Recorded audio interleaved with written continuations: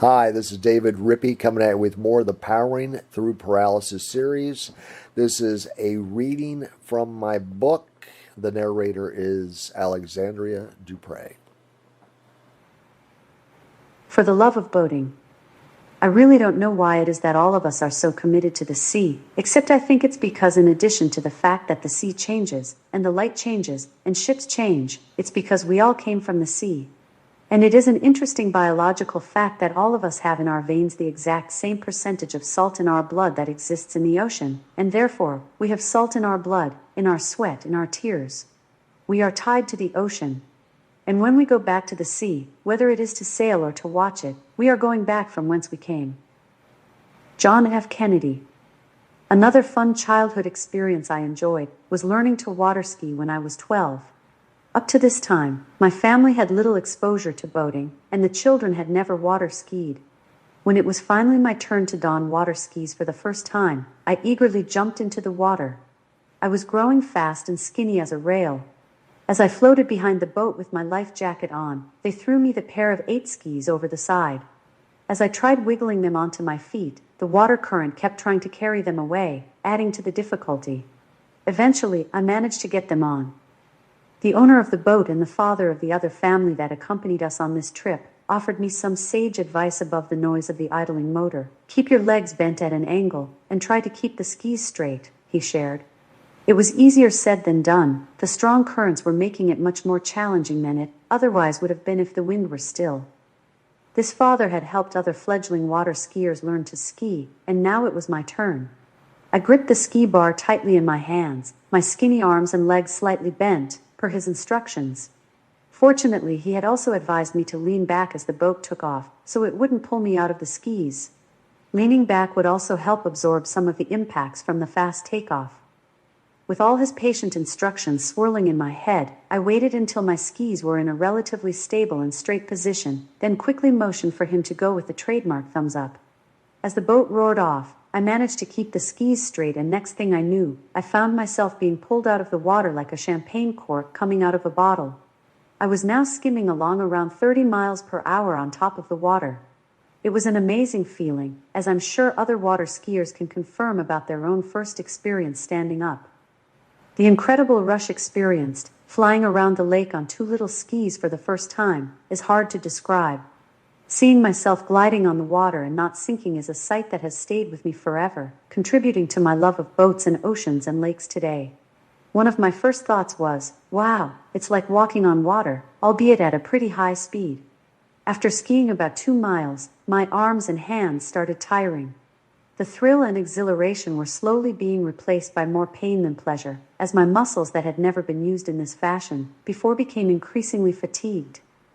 I motioned to the driver the prearranged signal that I was dropping the rope and was finished for this round. I sank to my waist, the life preserver keeping me afloat as I waited for the boat to pick me up. As I climbed back in the vessel, I enjoyed hearty congratulations from all aboard. I felt proud of myself, as few skiers manage standing up on their first attempt. My father, sensing the excitement in all his children, also enjoyed putting on the skis himself. Upon returning home, my father started looking around for used boats. He eventually purchased one, and that was the beginning of our family tradition of enjoying many summer weekends together skiing on the Chesapeake. Over the following years, my family honed their skiing skills to the point where we could eventually slalom on one ski and even perform tricks. From putting up rooster tails to jumping the wake, we all enjoyed pushing the envelope, showing off to our fellow skiers. Enjoying another run on the slalom ski. Our father kept the ski boat for more than 13 years. My last trip on the craft was approximately 10 months after my car accident. I had been home from the hospital for about 4 months when we decided to go down to the Chesapeake Bay. Some of my male college friends had come for a visit, and they were excited to try their hand at water skiing and to enjoy the Chesapeake Bay, a body of water they had never seen.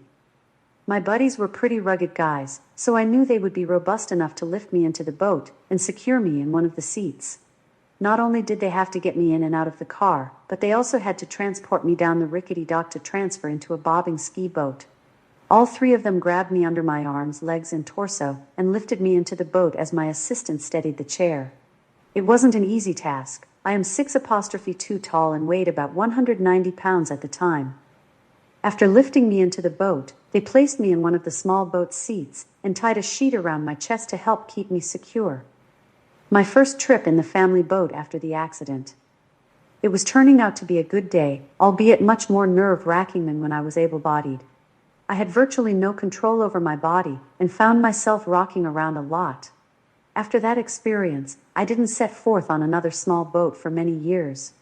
Though I couldn't ski anymore, I missed the Chesapeake and the fun I had experienced in my teens, riding its lovely waters with family and friends. I had not been in a small boat since my dad sold his, but I always dreamed about getting out on the water again. I always enjoyed the water marinas and watching the boats come in and out. After several perfect day trips to Maryland and the Chesapeake, I became more and more interested in buying a boat. The economy was struggling badly after the market crash in 2009, and new boat prices had dropped precipitously. Used boat prices had plummeted as well, even for boats in next to perfect condition. Some boats, only 3 to 4 years old, were even available at half of their original price. I determined if I was going to seriously consider getting a boat, this was the time to take the plunge. With these lower boat prices, I also figured if I decided to sell down the line, I wouldn't lose as much on the resale. I was well familiar with the mantra, the best boat is the one your friend owns, as owning a boat is an expensive undertaking. But none of my friends owned a boat, so I decided to make the purchase myself.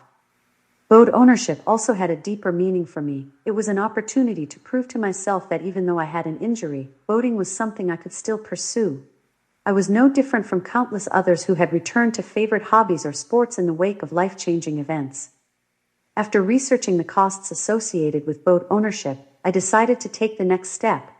I began looking for an ideal boat that could safely accommodate me and provide enough stability for my chair. I also needed a motor powerful enough to quickly pull skiers while offering comfortable seating for 6 to 8 people. I eventually found the ideal boat to accommodate my wheelchair needs, seating requirements, and suitability for skiing or fishing. I chose a 2006 20-foot Grady White Adventurer 208. My new boat. This boat was not only well within my price range, but it was also beautifully kept and immaculately maintained by a wonderfully nice guy who had been forced to put his dream boat up for sale for financial reasons. We agreed on an amicable price, and he offered to take it from his home in New Jersey and put it in the water for me. The boat's new home was to be on the Sassafras River in Maryland. For those who have enjoyed the Chesapeake Bay and the 5 rivers or tributaries that flow into it, the Sassafras is nothing short of spectacular. The Sassafras is the cleanest, deepest, and most beautiful of the 5 rivers, about 22 miles in length by half a mile wide. It is only minutes away from the majestic Chesapeake Bay. I had chosen a beautiful family marina to dock my boat, Duffy Creek, that catered to smaller boats like mine. It was conveniently located on the Sassafras and was the most reasonably priced marina in the area. Initially, I considered using the same marina on the Bohemia where my father had once kept our boat. However, I learned that some years later, the marina was in disrepair and the county had opened up a water sewage plant less than half a mile upstream, so I promptly nixed that possibility. Growing up, I hadn't learned much about boat upkeep or maintenance, let alone the rules of the water. Dad always took care of that. Now it was entirely up to me to learn all about boat ownership. I had to research extensively, insurance licenses, boat maintenance, marinas and rivers, basically everything that I needed to be aware of as a boat owner. Some family members were excited like me, seeing my boat purchase as a fortuitous opportunity to relive some of our teenage years and those beautiful skiing summers.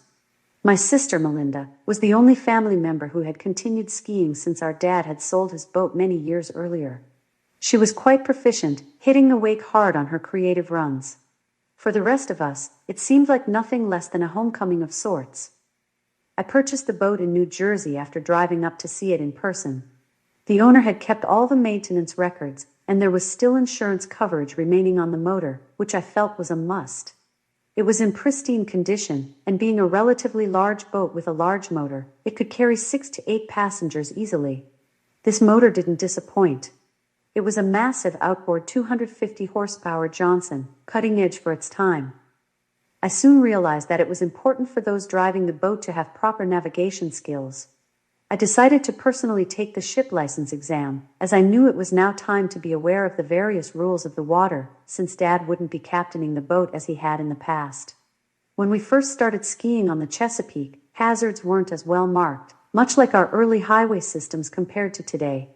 So the test was quite challenging, very informative, and I made a point for safety reasons that those who wanted to drive the boat had to pass the test as well. The added incentive of me covering their license fees also helped. After much preparation and study, we all passed the test successfully. 2 of my brothers took the test, as did my nephew Sam, who had just reached his 14th birthday and was mature and old enough to take it. The weight of my electric chair made it necessary for me to use the manual chair on the boat. I had never used the manual chair much, preferring the independence my electric chair offered. The manual chair wasn't comfortable, I couldn't recline back, and it required someone to push and steer me to get around. After being so independent from a mobility standpoint in my electric chair, having to now rely on someone else to decide when to stop, turn or angle my body so I could see, quickly wore thin. So I had to sacrifice one of the few remaining independent functions I could still perform, maneuvering my electric chair. Though I found it annoying to have to use the manual chair, I looked forward to once again getting out on the open water in my boat, and the chance for others to once again experience the joys of water skiing. After much planning, I was able to coordinate our first boat trip with the previous owner on hand to show my 2 brothers and nephew how to prepare for takeoff, drive and perform the countless tasks and responsibilities that boating required. That early morning, my fellow boaters arrived at my house, ready for the 2-hour drive to the Chesapeake. I knew the temperature would approach 104 degrees that day, and since it was the only day we were all able to go, I made sure to pack accordingly. The cooler was loaded with ice, Gatorade, and water. There was no turning back now, it was going to be today or bust. It was too late to postpone, as we had agreed with the owner to meet us there and show my family how to operate the controls. Only much later that afternoon would we rethink our decision to launch in that sweltering high-temperature forecast. Arriving around noon, we pulled into the marina, grabbing the cooler, life vests, and everything else we needed. Mark, the owner, was already there to greet us by the dock. The sun was blazing, and the mercury in the marina thermometer showed we were already hitting triple-digit temperatures. About an hour into the boat ride, I was starting to feel very warm. I drank some ice water and put a cold, wet towel around my neck, hoping it would provide some relief from the scorching sun. The boat edge was about a foot from the dock, and the boat's gunnels were roughly 2 feet lower due to the receding tide. As my boat bobbed up and down, I remained calm, though I was nervous about transferring.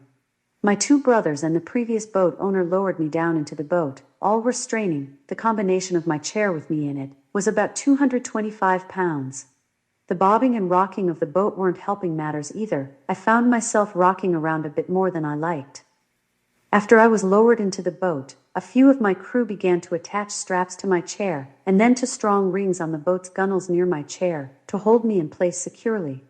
After 3 straps had been secured tightly, I found myself firmly lashed to the side.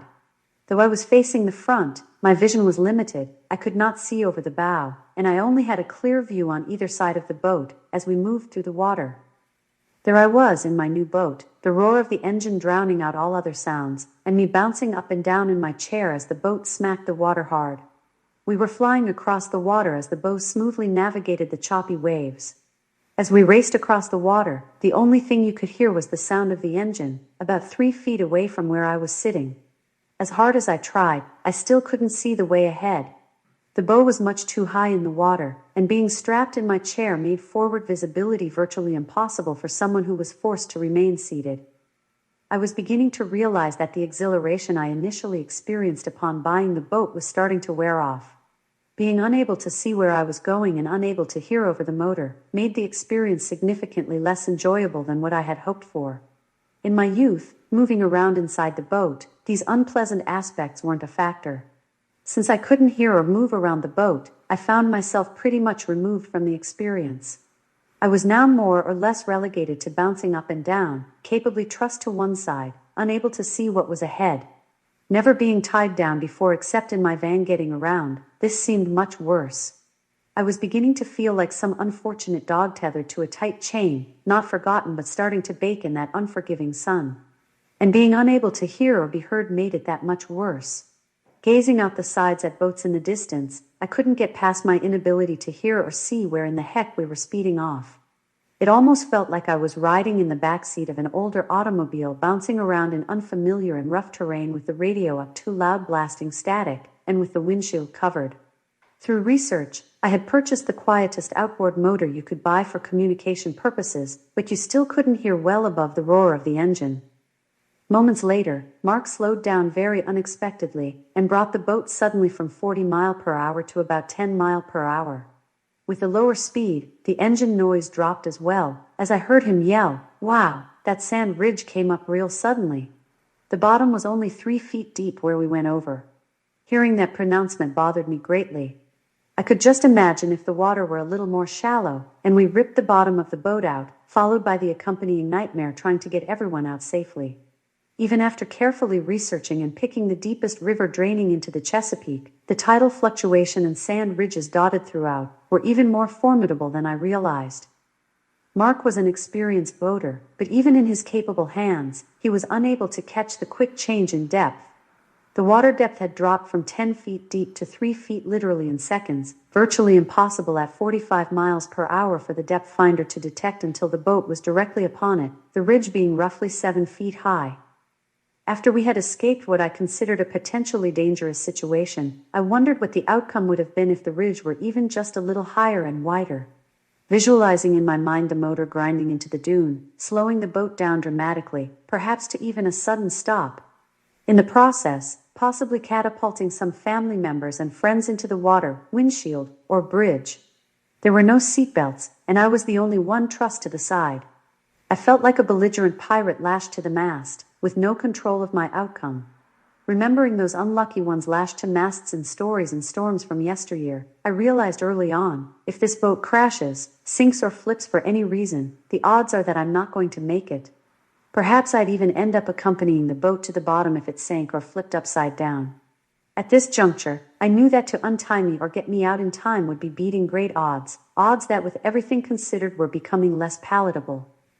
I was already nervous enough after losing the majority of the 3 senses I was accustomed to regularly having when out, whether driving, exploring, or just running around. Finding my hearing, speaking, and sight minimized significantly, let alone finding myself secured like livestock in the back corner of the vessel unable to move, was not what I envisioned before taking off. All I had left was my sense of taste, and beyond the occasional salty spray that hit me in the face, I felt I had lost a lot. I could have easily done without that. Of course, everyone just sort of shook off the dune and continued to enjoy the ride. It was a beautiful day, albeit extremely hot. As we continued around the lake, I felt my body starting to get even hotter as the air temperature was hitting 104 degrees, and the reflection off the boat and water intensified the feeling. Even though I had already begun the process hours earlier of consuming ample quantities of fluids and having my assistant continually pour cold water out of the cooler over my body until I was soaking wet, the record heat was winning this battle. I had been close to heat exhaustion before, and I knew my body's limits after years of summers in the chair. In the past, I had always managed to control my exposure to extreme heat and would normally get out of the sun, retreating indoors to air conditioning and in front of a fan whenever possible. Well, none of these options were available now, and we were at least a half hour away from the marina. Voicing my concern, I motioned for them to head back the marina. I knew I had to get out of the boat pronto and head toward the marina office, which I knew was air-conditioned.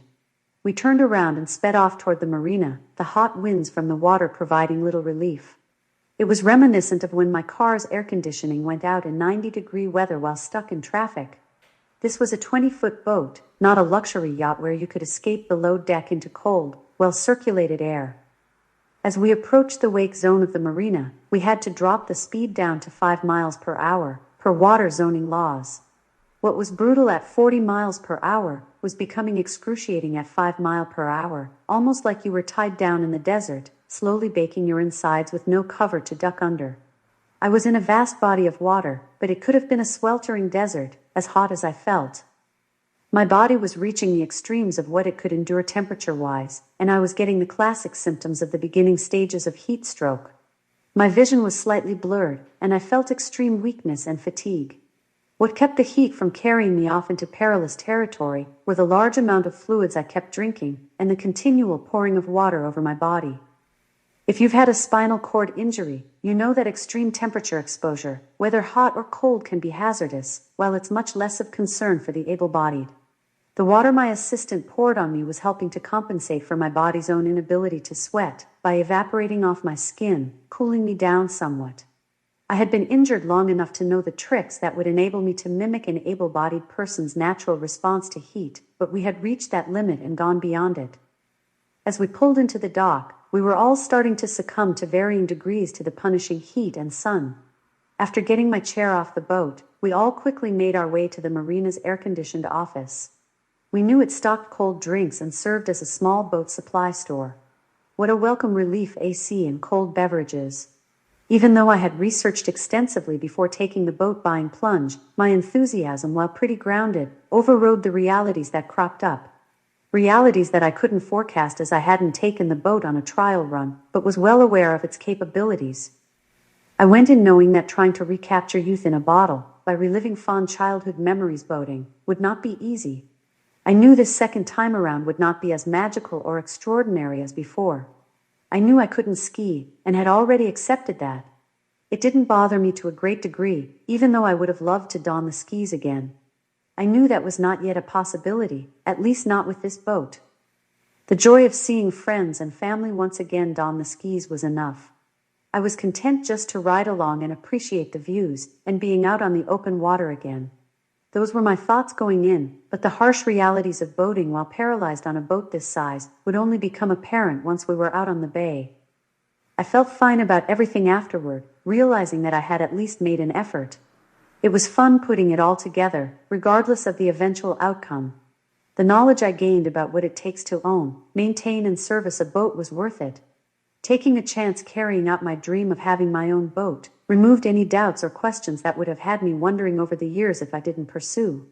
Always facing this issue, how would I know unless I tried?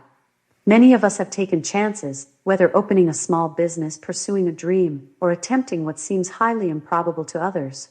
As humans have realized through the eons, not every idea, business, or conquest will always work out as we anticipated. Only with hindsight and carrying through does one find the answers that remain on the other side of the door known as dreams, hopes, and ambitions. Occasionally, some will scoff and view us with disbelief, and ask pointed questions tinged with negativity, never quite seeing what drives our souls to attempt. Often, even with ample communication, our dreams, our desires are not always understood, as hard as we try to project a big picture view into the minds of others. Many times there are lost dreams that didn't quite work out for a variety of reasons. But it's important to remember that the experience alone has great value. The many things learned in the process, the insights, the memories, and satisfaction gained from trying are often worth their weight in gold. Only by immersing oneself in the experience directly do wisdom and truth reveal themselves. The human race, thankfully, has an unquenchable desire to try new things and to take chances where some see only risk, uncertainty, and a high probability of failure. That human spirit helped us as a nation to put a man on the moon first, against seemingly astronomical odds. And with Apple's success, Steve Jobs has shown us the impact one person can have on our ability to interact with each other, whether down the block or on the other side of the globe. Don't be afraid to follow through on your dreams, even if the outcome you visualize doesn't quite work out. Plan well, do what you can with vision, hard work, insight, and courage. As I learned, even though being a small boat owner wasn't realistic for me, I'll never have to regret not trying, never knowing whether if it was even feasible for me to attempt. Thankfully, I satisfied that inner voice that would have haunted me forever, for not having the fortitude or courage to pursue my dream. The effort alone was priceless, worth far more than the financial hit I took on the resale. On a bright note, I found a way to enjoy boating on the water again, this time riding for a nominal fee on a very safe, large air-conditioned, 62-foot catamaran with two 800-horsepower engines pushing it safely and powerfully through the huge Chesapeake Bay. A nice sturdy ramp to board and a large bow and rear deck, allowing more movement for me. All in all, a much better boating experience. The Bay Bridge is in the background. A scenic river tour,